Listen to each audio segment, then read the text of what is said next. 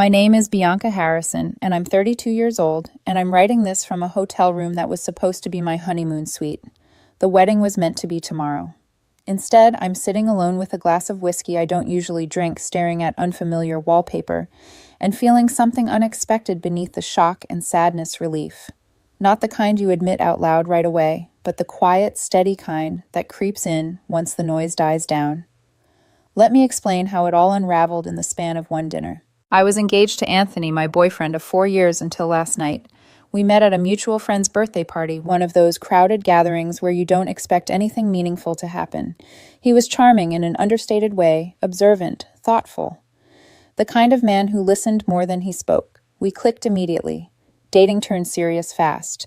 Within 6 months, we were inseparable. After 2 years, we moved in together. Last October, during a quiet weekend trip, he proposed. I said yes without hesitation. I genuinely believed I had found my person. Anthony came from money. Not flashy new money, old established, insulated. His father was a retired pharmaceutical executive. His mother came from generational wealth and ran a charity foundation that everyone spoke about in reverent tones. They lived in a gated community where the houses looked identical in their perfection and the help was never acknowledged by name. I came from something simpler. I'm an electrical engineer. I make good money, about $115,000 a year.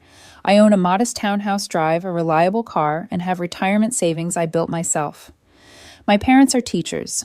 Honest, warm, unpretentious people who work their entire lives without expecting applause. From the beginning, Anthony's parents were cordial, polite enough to deny outright hostility, distant enough to make every interaction feel like a test.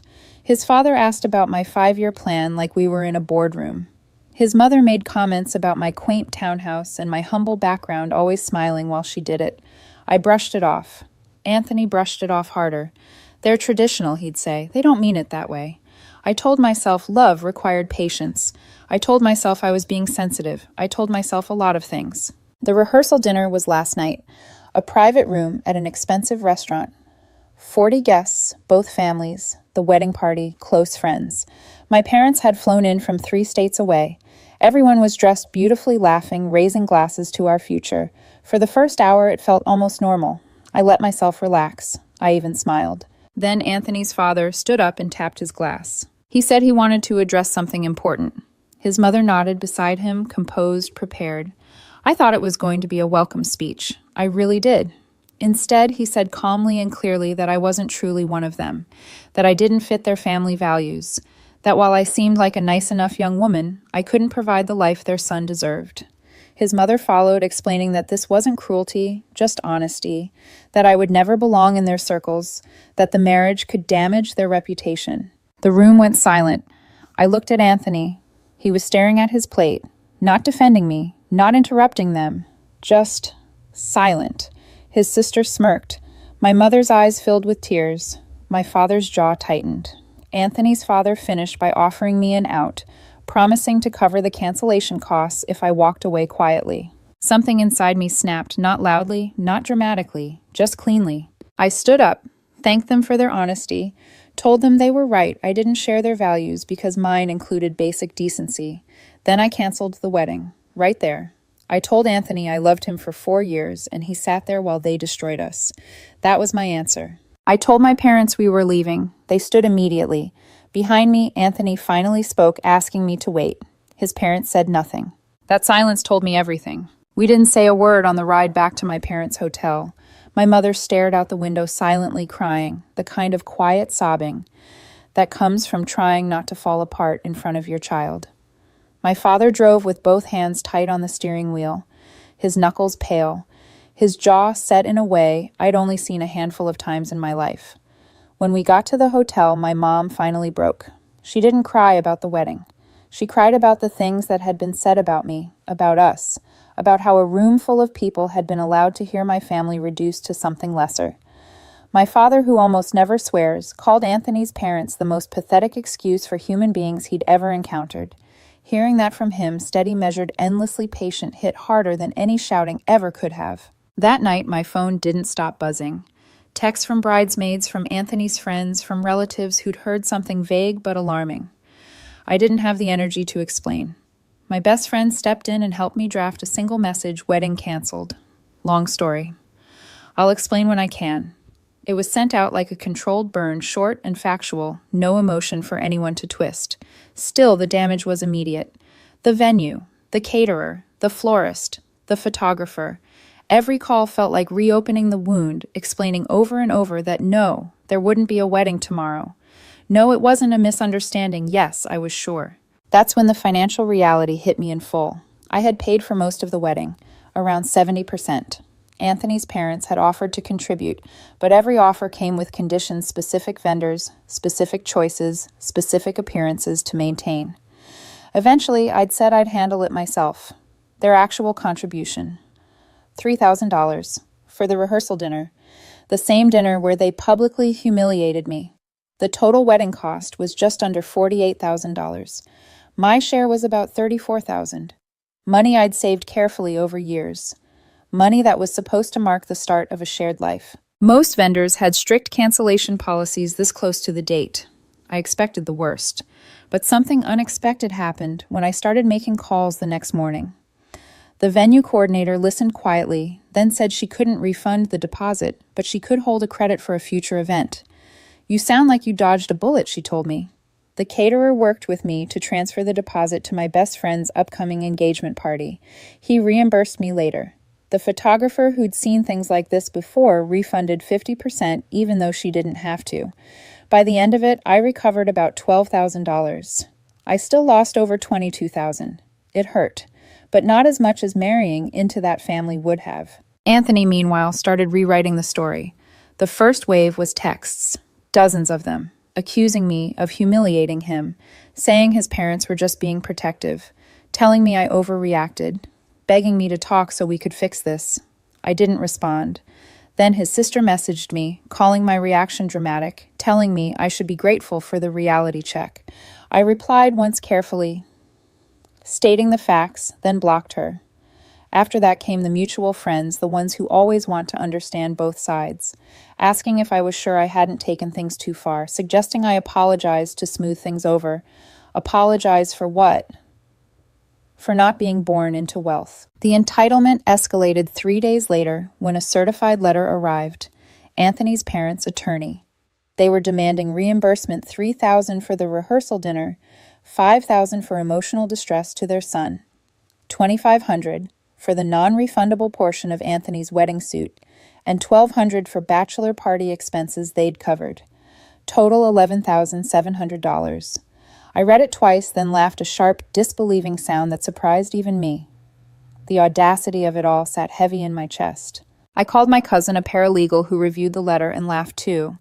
She told me it was intimidation barely dressed up as legality. No grounds, no standing. I didn't want to ignore it, though. I wanted a record. With her help, I drafted a response, polite, factual, unyielding, laying out exactly why their claims were baseless, and warning that further contact would be considered harassment. I sent it certified mail, then I waited. I didn't have to wait long. Anthony showed up at my townhouse the following Sunday afternoon. No warning, no text, just the doorbell ringing, while my best friend and I were half watching a football game, the sound slicing through the room like a knife. I knew who it was before I even stood up. Some instinct had already tightened in my chest. When I opened the door and saw him there, unshaven, eyes, red clothes, rumpled like he'd slept in them, I felt a strange mix of pity and distance. Not anger, not longing. Distance. "We need to talk," he said, voice cracking before he'd even finished the sentence. "There's nothing to talk about," I replied. I meant it. He begged for 5 minutes. Said he deserved that after 4 years. My best friend watched quietly from the couch, ready to intervene if needed. I stepped outside and closed the door behind me, creating a physical boundary to match the emotional one I'd been building since the rehearsal dinner. "Talk," I said. He cried immediately, apologized in gasps, said he'd been in shock at the dinner, that he hadn't known how to react, that his parents had always been like that, controlling, domineering, impossible to confront. He told me he loved me, that he wanted to fix this, that he was willing to choose me now. The words came fast, desperate, rehearsed, in the way only regret can make them. I listened without interrupting. Then I asked a single question. "Where were they?" I said quietly, "when you asked me to stay?" He blinked, confused. I explained. When he finally spoke up at the restaurant, when he asked me to reconsider, his parents didn't say a word. They didn't apologize. They didn't stop me. They sat there in silence because they got exactly what they wanted. I told him I'd seen his father's notes on a napkin. That speech wasn't spontaneous. It was planned.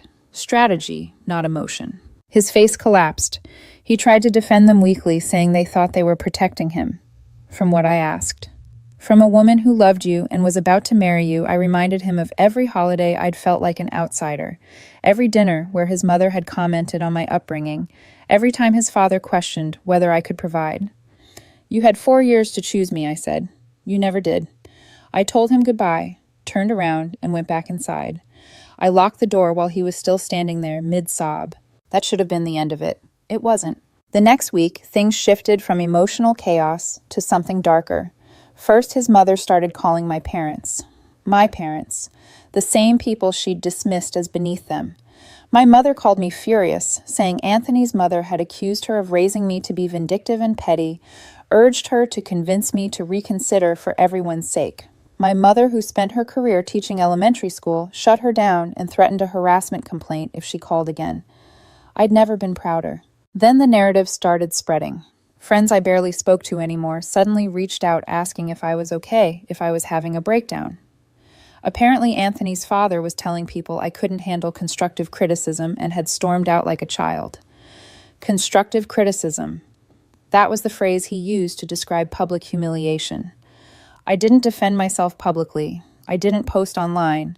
I quietly removed photos and changed my relationship status. But the story was being written without me. And then the line was crossed. I got an alert from my bank, a failed login attempt. Then another. Two-factor authentication blocked it, thankfully. I changed every password immediately.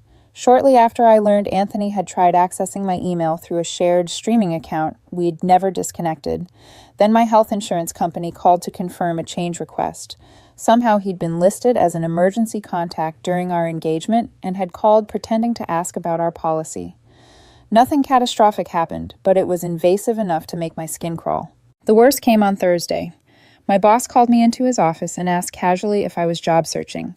Someone had contacted HR pretending to be a reference checker from another company, asking about my performance, my reliability, my character. HR had shut it down, but they wanted me to know. I thanked him, went back to my desk and felt something settle into place. This wasn't grief anymore. This was harassment. That night I documented everything. Dates, times, messages, calls, attempts. I sent it all to my cousin and a family lawyer friend. Their advice was immediate and unanimous issue a formal cease and desist and start building a paper trail for a restraining order if this continued. So that's what I did. The letter went to Anthony's parents' address outlining every violation, every attempt to access my accounts, every fraudulent inquiry. It warned them plainly any further contact would involve legal action. I sent it certified mail and waited. The cease and desist letter landed on Anthony's parents' doorstep on a Tuesday morning. I knew because the return receipt notification hit my email before noon. For the first time since the rehearsal dinner, there was silence. No texts, no calls, no concerned friends checking in. No anonymous attempts to poke holes in my life. It was quiet in a way that felt unnatural after weeks of constant pressure, like the calm after a storm where you're not sure if the clouds are gone or just regrouping. That quiet lasted exactly 48 hours. Anthony's father called me directly on Thursday afternoon. I didn't recognize the number at first, but something told me not to ignore it. His voice was controlled, clipped the same tone he used when addressing a boardroom instead of a family dinner. He said things were getting out of hand and suggested we meet privately like adults to clear the air. He spoke as if this were a misunderstanding between equals, as if his family hadn't spent weeks harassing me, threatening me legally, and attempting to interfere with my career. There's nothing to discuss, I said. I kept my voice calm even. I told him plainly that any further contact would involve the police. He accused me of being unreasonable, of escalating things unnecessarily. I reminded him that I had documented everything, that I had recordings, that our state allowed one-party consent. The silence on the other end stretched longer than it ever had at the restaurant. Then he said my name sharply like a reprimand. I hung up. Blocked the number. That was the last direct contact from him. A few days later, something unexpected happened. Something that cut through the anger and exhaustion in a way nothing else had. Anthony's grandmother left me a voicemail. Her voice was soft, careful, almost trembling. She told me she was mortified by how her daughter and son-in-law had behaved, that it was disgraceful, that I didn't deserve it, that my parents didn't deserve it. She said she wanted me to know that not everyone in that family shared those values. I called her back. We spoke for 10 minutes. She apologized again, not defensively, not with excuses, just honesty. She admitted they'd always thought too highly of themselves, that Anthony had made a terrible mistake by not defending me, that some people confuse control with love. When the call ended, I sat on my couch for a long time, phone still in my hand, feeling something I hadn't felt since the engagement collapse. Closure. Not forgiveness, not reconciliation. Closure. But the story didn't end there. Word travels in circles like theirs, even when no one intends it to. 40 people had witnessed that rehearsal dinner. Business associates, board members, donors, people who'd been invited to admire status and polish. Instead, they saw cruelty. One of those witnesses, I later learned, through a mutual acquaintance, was on the board of the nonprofit Anthony's mother ran. He mentioned the incident casually during a meeting, not as gossip, just surprise. That comment opened a door. Others spoke up. Questions were asked. Judgment was quietly reassessed. She wasn't fired. That would have been too loud. Instead, she was encouraged to take a temporary sabbatical to focus on family matters. A polite way of saying her presence had become inconvenient. Anthony's father's consequences were more direct. A consulting venture he'd been pursuing with another retired executive fell apart. The potential partner backed out after witnessing the dinner, stating privately that he couldn't work with someone who treated people that way in public. The deal died before it ever started. I never made a call, never defended myself. I didn't have to. As for Anthony, the pressure finally seemed to crack something in him. 2 weeks after the cease and desist, a handwritten letter arrived in my mailbox. No return address, but I recognized the writing instantly. 4 pages. Apologies, explanations, admissions. He wrote about therapy, about his upbringing, about how he'd been raised to defer, to appease, to keep the peace at any cost. He acknowledged that he failed me, that he stayed silent when it mattered most. He asked for one meeting, just coffee, just to say goodbye properly.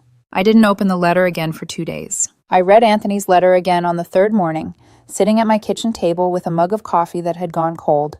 4 pages of careful handwriting, every word heavy with regret, every sentence shaped by therapy language and hindsight. He wrote about fear of his parents, of confrontation, of losing their approval. He wrote about love, about how he'd always loved me, but hadn't known how to stand up to them.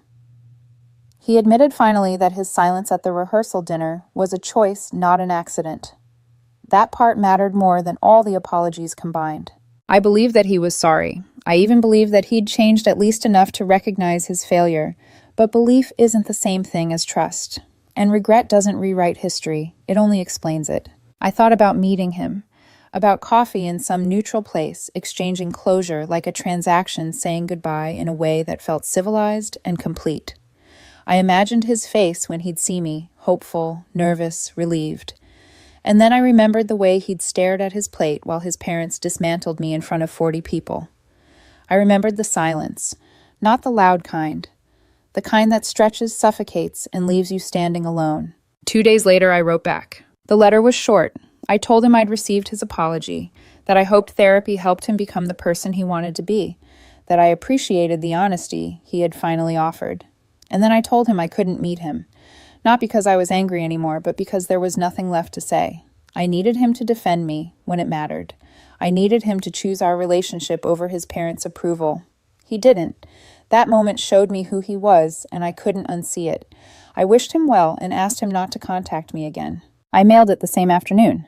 The response never came. No follow-up letter, no surprise visit, no late-night texts. The silence this time felt final, not strategic. That mattered. It meant the boundary had finally been understood. With the emotional chaos settling, the practical pieces began to fall into place. I recovered more of the wedding money by reselling decorations, canceling services still within grace periods, and negotiating where I could. In total, I managed to reclaim about half of what I'd spent. I still lost around $17,000. It stung. But I had a stable job, no shared assets, and no legal ties to Anthony or his family. That perspective softened the blow. My parents stayed a few extra days before heading home, making sure I wasn't spiraling. My mother called every other day after that, sometimes just to talk about nothing. My father texted me random sports commentary like the world hadn't tilted on its axis. Their steadiness anchored me in a way I hadn't realized I needed so badly. The townhouse felt strange at first, too quiet, too full of choices that hadn't been mine alone. I rearranged the furniture, donated everything. Anthony had picked out, repainted the bedroom. I reclaimed the space piece by piece until it felt like mine again. I wasn't dating. I wasn't interested. My therapist, yes, I started seeing one, said that was healthy. That sitting with the feelings instead of rushing to replace them was progress. Some nights were harder than others. I'd lie awake thinking about the future I'd imagined, the life that vanished in the span of one speech at a rehearsal dinner. But then I'd remember the silence, his parents' silence when he finally spoke, and I knew I'd made the right call. There was one last thing I needed to say, not to him, to myself. Stop. Part 6. What silence taught me. Someone asked me recently if I regretted walking out that night, if maybe I could have handled it differently, if confronting Anthony's parents privately, instead of publicly canceling the wedding, might have led to a better outcome. It was a fair question, asked gently without judgment. I thought about it longer than I expected to. Here's the truth. Anthony had 4 years of chances, thousands of moments where he could have spoken up. Every backhanded comment about my upbringing, every subtle dig at my parents, every time his father questioned whether I could provide adequately, every holiday where I felt like a guest instead of family. Every single one of those moments was an opportunity for him to draw a line. He didn't. Not once. Not until it was already over. And even then, he only spoke when I was already walking away. That's not a partner. That's someone who wants to keep the peace at your expense. His parents got what they wanted in a way. The wedding didn't happen. But they also exposed themselves in front of 40 witnesses, damaged their carefully curated reputation, and pushed their son into therapy. Control has consequences, especially when it's exercised publicly. I didn't orchestrate their fallout. I didn't have to. I just stepped out of the way and let people see them clearly. As for me, I'm okay. Not great. Not shattered. Just okay. And given everything that happened, that feels like a quiet victory. I'm rebuilding my savings. I'm focusing on work. I'm learning what it feels like to take up space without apologizing for it. The townhouse feels like home again. My parents remain my constant. My friends showed me who they really were. Some stayed. Some drifted away. That clarity was its own kind of gift. I still think about the life I thought I was building sometimes. The future that evaporated in one carefully planned speech at a rehearsal dinner. But I also think about the life I didn't end up trapped in. A life where I would have spent decades trying to earn approval that was never going to be given. A life where silence would have followed me into every conflict. I refused that future. Walking away wasn't dramatic. It was decisive. It was me choosing self-respect over acceptance, clarity over comfort, and truth over tradition. And even on the nights when it hurts, I know that